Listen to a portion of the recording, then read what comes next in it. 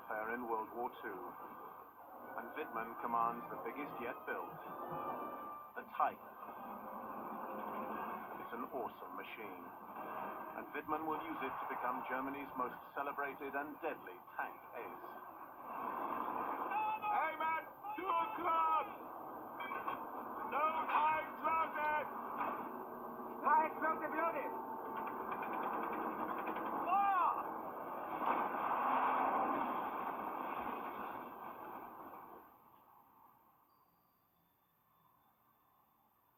Today, only a priceless handful of Hitler's huge Tiger tanks remain.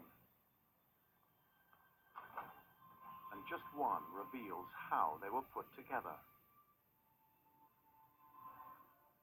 The only occasion you can see this tank and its pieces like a gigantic puzzle. Tank historian Ralph Raths is exploring Nazi Germany's entire super tanks program. Because, thanks to Hitler, the awesome Tiger was just the beginning. Hitler himself was fascinated with big tanks, and it was the driving force behind them getting bigger and bigger. Hitler's obsession with giant tanks and big guns begins in World War I. As a corporal on the front line, he witnesses the power of heavy artillery firsthand.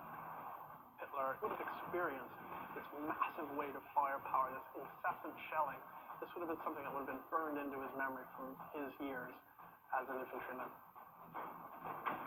People tend to view the First World War as the war of the machine gun, but really more than anything else, it was the war of the artillery piece.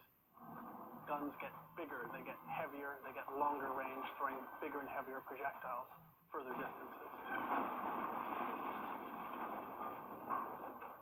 In World War I, Hitler doesn't just watch artillery getting bigger, he sees it becoming more mobile. With the arrival of the first tank, Britain's Mark I.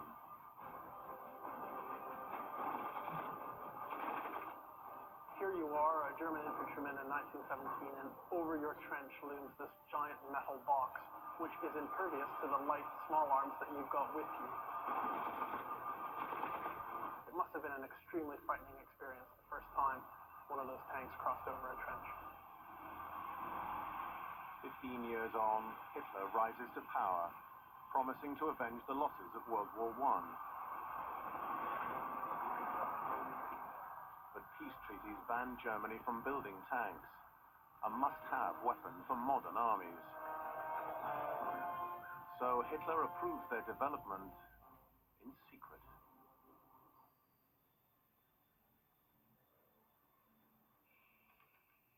Today, hidden in thick pine forest, lies an abandoned Nazi military complex that once led the world in weapons development. This is the former HQ for Nazi Black Ops.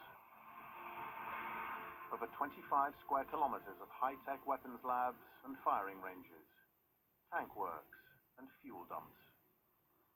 Here, Nazi scientists created the world's first ballistic missiles.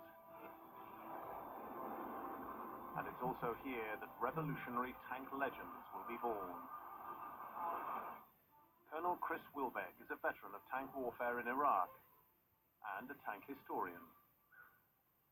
This is where they conducted tests on their tanks, but it certainly has run down now, seen its better days. Tests performed here would transform Hitler's idea of how to fight a mobile ground war.